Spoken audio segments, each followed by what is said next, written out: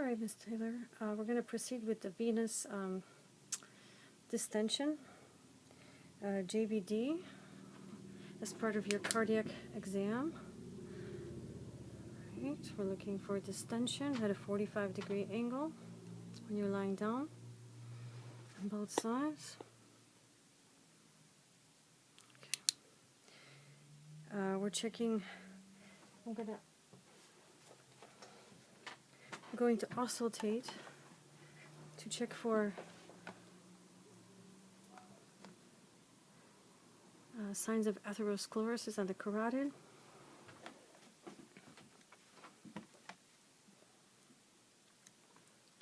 And now we're going to check for the apical pulse.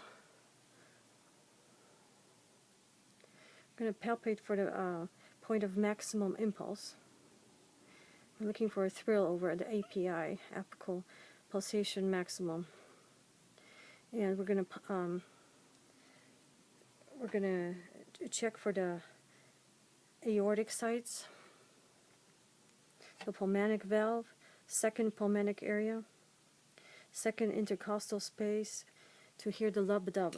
And I hear the lub-dub. Hear the lub-dub.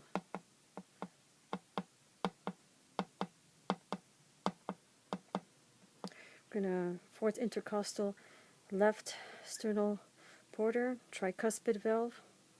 But the best place to hear the mitral valve is at the fifth intercostal, left midclavicular line.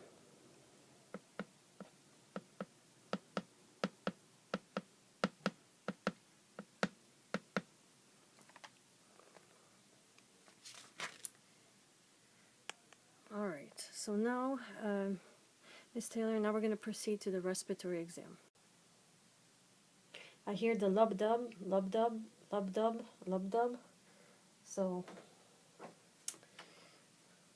okay, we're capturing the sounds, okay. All right.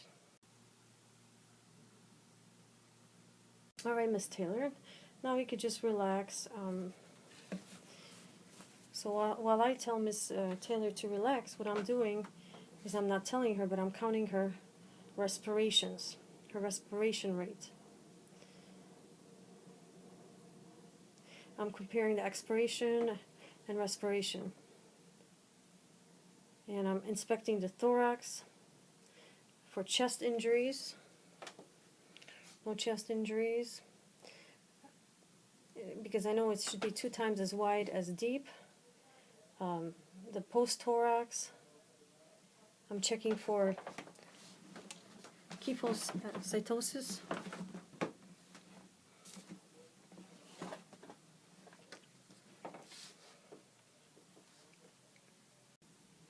Continuing with the respiratory exam, I am palpating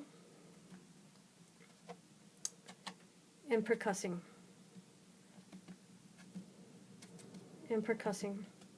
Between ribs, and then I'm auscultating and listening to any wheezes or sounds that shouldn't be there.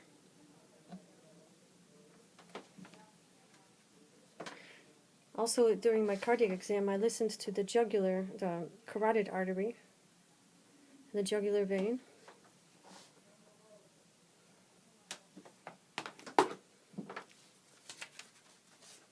Okay, now, Ms. Taylor, if you can, please cross your arms in the front of your chest, and this will expose more lung tissue. And then I'm going to do the same percussion and listening to inspiration and expiration on the back of Ms. Taylor. So I'm doing the same thing on the back, percussing and palpitating with both hands. You don't see the other hand.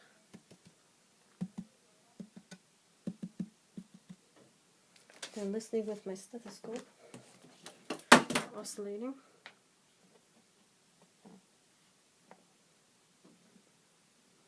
And then finally applying both hands.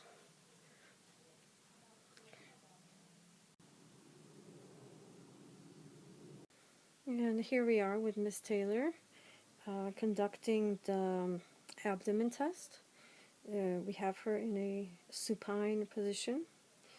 We are observing the contour of the abdomen. Right here, the abdomen. To see any scaffold tuberance.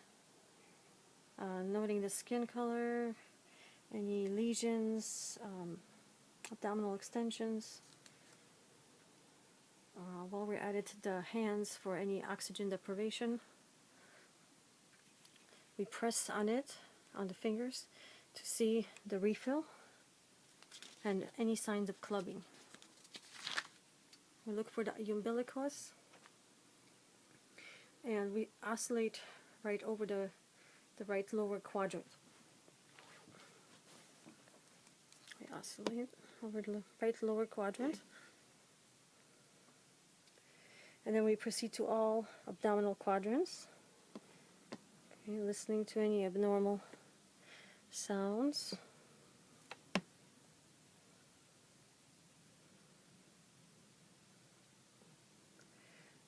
Once we finish oscillating, and we note any hyperactivity, then we continue to percuss.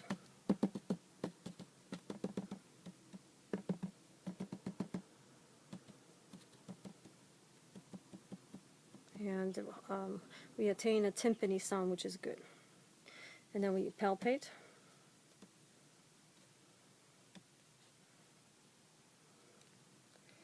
And then we ask Ms. Taylor to do what's called a Valsalva maneuver. Ms. Taylor, can you please demonstrate a Valsalva maneuver? Sure. And that's what she's doing. She's pretending like she's trying to defecate, forcing pressure on the abdomen. Let's do it one more time. Okay. And we note if there was any positive rebound tenderness, like an appendicitis, and that would be identified. One other thing we would do is thump on the kidney to see if there is any pain and document our findings. Since we have Ms. Taylor in this position, we're going to check the integumentary of her skin for any lesions. I'm going to check for skin turgor. I'm going to pull a little bit of skin, and it bounces right back. So that means she's well hydrated. We're noting the hairlessness on her legs, which could indicate there's no sign of edema. So her hair is intact, so there's no lesions of that sort to be found.